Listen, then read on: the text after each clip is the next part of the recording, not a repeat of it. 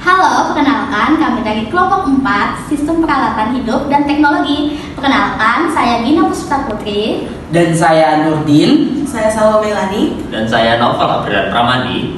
Selamat menyaksikan. Sistem peralatan dan teknologi memegang peranan penting dalam kehidupan masyarakat, khususnya di pedesaan.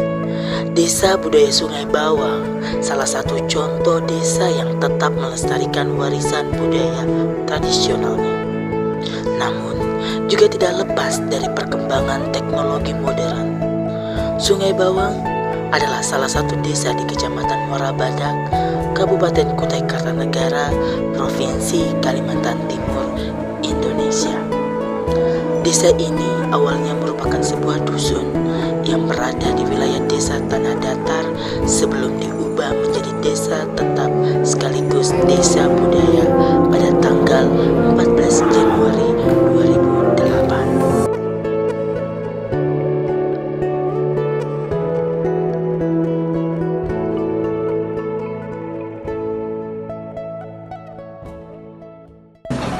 Oke, pembahasan pertama ialah apa saja sih yang termasuk dalam sistem peralatan hidup dan teknologi. Sistem dan teknologi peralatan diklasifikasi menjadi 6 bagian. Yang pertama, produksi, distribusi, transportasi.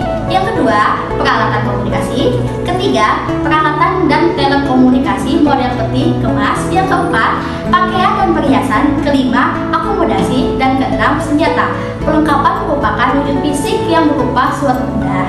Sistem peralatan hidup dan teknologi dalam teks dapat dijadikan sebagai tanda atau simbol kebudayaan sebab perkembangan global mempengaruhi perkembangan alat dan teknologi.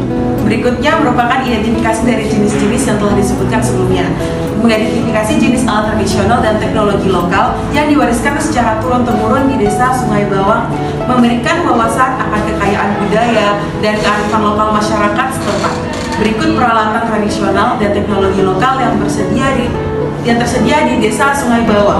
Yang pertama, yaitu ada kibak. Kibak merupakan anyaman kulit rotan yang berfungsi untuk mengangkut peralatan pertanian sehingga memudahkan para petani jika berpindah ladang. Kemudian yang kedua ada ingan seling, terbuat dari rotan, bambu, dan kayu yang berfungsi untuk mengangkut padi dari ladang, berbentuk wadah dengan tali yang terbuat dari rotan. Yang ketiga ada tapan, merupakan saringan beras yang berbentuk menyerupai penampung sampah. Tapan biasanya dibuat tanpa motif, namun perajin Sungai Bawang telah memodifikasinya dengan menambahkan motif. Lalu yang keempat ada belanyat, yaitu merupakan salah satu alat pengangkut suku Dayak Kenyah yang difungsikan untuk mengangkut barang yang tidak berat, umumnya tidak bermotif. Lalu yang kelima ada ani-ani, merupakan alat untuk memanen padi. Untuk memanen padi dengan alat tersebut cukup memakan waktu dan tenaga lebih karena alat ini masih belum sebaik alat-alat pemanen lainnya.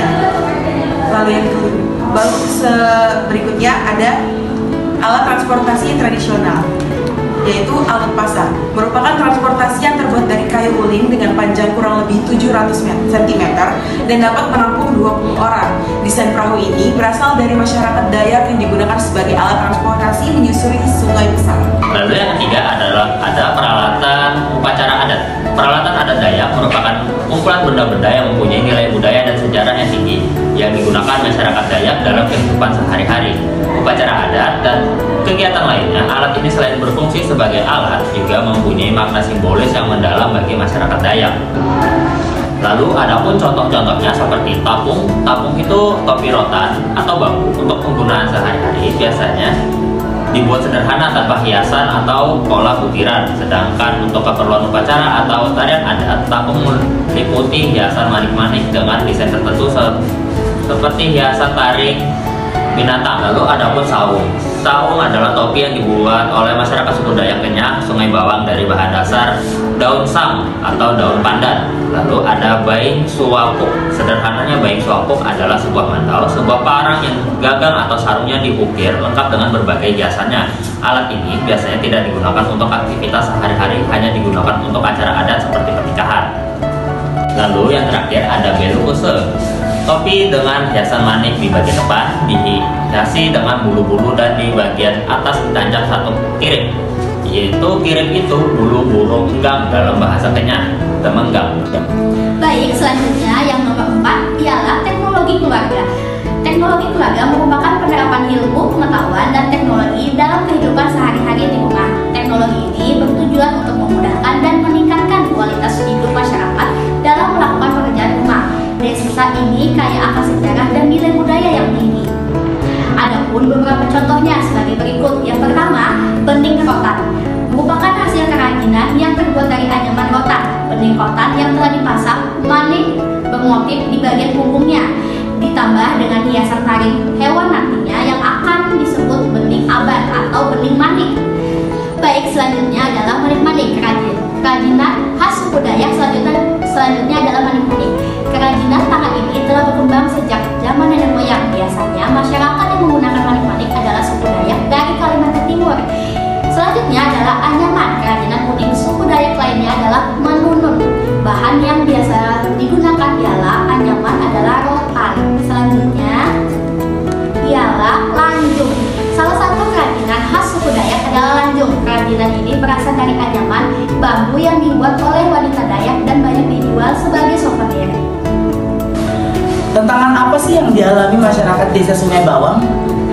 Kehidupan masyarakat desa Sungai Bawang yang asli sangat bergantung pada hutan. Saat ini terdapat ancaman dari persaingan lahan dan konflik mengenai hutan dalam rangka membagi kepentingan pembangunan. Pemanfaatan lahan di bidang pertambangan, eksploitasi hutan atau penembangan kayu, perkebunan intensif, dan lain-lain. Tradisi dan budaya masyarakat Dayak sangat terkait dengan hutan. Nama-nama individu Dayak diambil dari nama-nama binatang dan tumbuhan di hutan. Mereka mencari nafkah dengan cara menirukan kehidupan binatang untuk menabung binatang buruannya di hutan. Nih, ada kesimpulannya nih teman-teman. Kesimpulannya yaitu adalah suatu sistem yang terdiri dari perangkat dan teknologi kehidupan dapat mencakup semua bentuk fisik yang digunakan dan dibutuhkan manusia dalam kehidupan sehari-hari. Sistem peralatan hidup dan teknologi dalam teks sastra dapat dijadikan tanda atau simbol kebudayaan. Teknologi berkecepatan tinggi memungkinkan mengganti atau perkakas dan perlengkapan lama atau disebut tradisional dengan lebih mudah dan cepat. Mengidentifikasi jenis alat tradisional dan teknologi lokal yang diwariskan secara turun-temurun di desa budaya Sungai Bawang memberikan wawasan akan kekayaan budaya dan kearifan masyarakat lokal setempat. Desa budaya Sungai Bawang merupakan cerminan kuat kearifan lokal dalam memanfaatkan alat dan teknologi tradisional sebagai bagian integral dari kehidupan sehari-hari dan identitas budaya masyarakat Dayak. Alat-alat tradisional seperti kiba, ingan, dan tapang yang digunakan dalam aktivitas sehari-hari mencerminkan pemahaman mendalam terhadap alam dan sumber daya yang ada di sekitarnya. Baik, sekian presentasi dari kami. Semoga dengan apa yang tadi kami jelaskan